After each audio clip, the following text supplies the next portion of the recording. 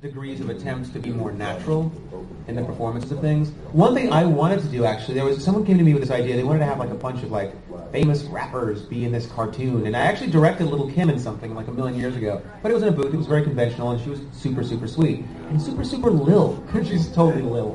Well, parts of her are massive, but whatever. And her hair was amazing. It was like fire. But I digress. Bye, Ed. So, what I thought would be kind of fresh is to record these people not in a booth where they're like trying to sound natural, and but to actually be out like in the world with like field gear and like shotgun mics or maybe even lapels, but record them actually interacting, doing all this stuff, but not actually use it. End up animating something different, maybe based on what they're doing, but that's clever. That'd be fun. I think it'd be fun because you could get all kinds of extra stuff. Maybe reacting to their environment, and then that'll be fun. You wouldn't have to worry about Foley because all the natural sounds would be in the environment already. Sure, you could augment, and then it'd be hard to cut around that. But I actually did a radio drama that NPR ended up picking up when I was in North Carolina working at Southwind Studios, where I got my big break in anime. And we did a show called Vanishing Point, and it was supposed to be like a radio serial drama, like the old days, with sound effects and music, and then the thing became sort of self-examinative. It was kind of a deep thing, but there were a couple episodes I kept fighting to be like, why don't we like record it out in the world? And we did that once. We had a guy following us around with a mic, and we actually did all this stuff that we were supposed to be doing, going into the fridge and playing cards and sitting around and having these meaningful discussions about things, and then added some Foley and sound effects to it. It was pretty cool. And then around on NPR, and then Microsoft Network picked it up and they wanted to make a game out of it, online, like, massive thing. Whatever happened to this? MSN lost a lot of money. They overcommitted themselves. The company that was producing it bought it back for 50 cents on the dollar and basically got like a free $2 million out of Microsoft. Woo! I didn't get that. But then, and they could have gotten it in a week if they were willing to give up 3%. Yeah, that's how they Sorry. roll. It's a billing Microsoft joke. It's so droll. Isn't it funny when you're going to bill Microsoft for something? Don't you hate that? You're like, Bill, you can afford it. Why do you have to wait for 60 days? But anyway, we're the only ones laughing. Great. So, any more cues? I don't know. That's all I could think of. Experimenting with different ways of doing performances. I find like I direct in a lot of places and different kinds of people. I direct in LA and in New York, and I feel like there's sort of a voice actor sound, you know. And I often try to buck it and make it sound kind of different. That's a performance note. I'd like to see something about. I'd like to see a Japanese program about like a bunch of girls wearing not a lot of clothing and they're fighting off some sort of alien of some sort, and you later discover that it's the Earth that's trying to destroy itself because it's not happy with humanity. Something like that. I've never seen that before. Maybe have some robots or big monsters. I would love to see some robots. Robots would be awesome. And then I'd like to see like people fight each other, and yet they only fight each other one at a time. They never fight each other in large masses. They just fight each other one at a time, and they wait for the other person to become stronger before they'll actually fight them.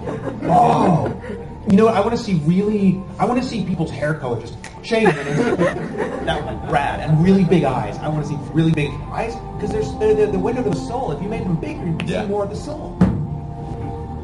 So there you go. You got some liquid gold right there. Write that down. He's already actually writing it, so you better get started. Yeah, be the first to market. Yeah, he's already emailed the entire storyline to somebody, so. Yes, do you have 2 questions, or are you just yawning? Okay, cool. Or are you awesoming? That was slow-mo awesome. Yes, you have another question? Could I get a hug from both of you? That's a question. It's a question. Soon to be answered. Do we have an answer to that? You don't have brownies today. I'm sure you could. Yeah, we're friendly. Yeah. I think the answer to that would be yeah. I didn't mean we were going to do it. No. Fine. Isn't that great? We're having a long hug here. That's right. Wait. Oh, did you want? Hugger, it's weird. You get this weird kind of blue high feeling. I don't believe it. Yeah, seriously. As soon as you hug her, you'll be blinded by blood. I see blue. Oh, thank you. Aww.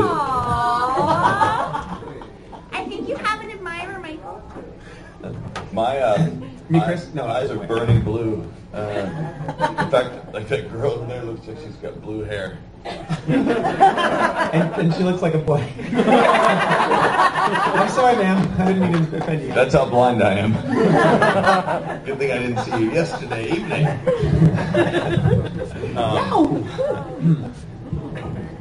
Don't matter, she's in the dress, she's a girl.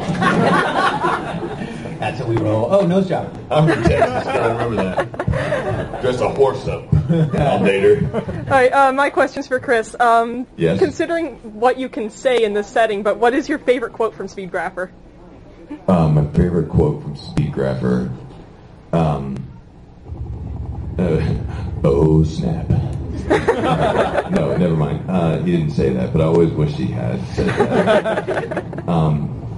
Say cheese. No, he never said that either. Did he ever say that? I don't think so. He had such long... Did he ever say, grab faster? No. Speedgrapher level 4 incarnate. Can you tell me what my favorite quote is? I don't know. My favorite personally was in the outtakes with the, if I know my Donkey Kong, there might be barrels here. Okay, now I do remember that one. Just to fill you all in, it was kind of an outtake. It was just, we'd gone through this one section a couple of times, and he's traversing through all of these like underground pipes and all this. And they were kind of launching as if I know my Donkey Kong. It's got some barrels around here. Because it really did look like they were just awesome. Simulating a platformer. I love jokes about games. Me too. Did you see King of Kong? Fistful of Quarters? Yes, I did. It's a really cool documentary about the world champion of Donkey Kong. And his rival. Oh. Or sort of the ex-world champion of Donkey Kong. Trying to hold on to his dream. Yeah. He's on the phone. He's on his cordless phone in his house wearing his like 3-piece suit, checking on some guy who's about to beat his score in Donkey Kong, and he's really pissed off about it. What you have to do in an arcade and be supervised and like, well, actually, he submitted a tape of his high score, but they contested it and said he cheated. You gotta watch this. King of Kong just came out. It's really cool. Coming soon to a theater near you. It's funny for me. Sorry I didn't know it. I feel bad. I don't really have a very good memory, honestly. I can't, like, when I come here, I always have to, like, ask other people what shows I was in because I have such a terrible memory. I do remember it was all good times, though, and that was my favorite show to work on because it was the first lead I ever had, so it was kind of awesome. Nice. You always remember your first lead. Yeah. Wow. Yeah. Okay. Sorry, and you were even recording that, and I look like a complete douche toaster. Douche toaster? Yeah, I'm a douche toaster. You does that? Just don't break the bag. All right, next. Cue. Anyone else have a cue that doesn't involve me remembering anything? Was there a half a cue? Oh, I saw like a low wave. Hey.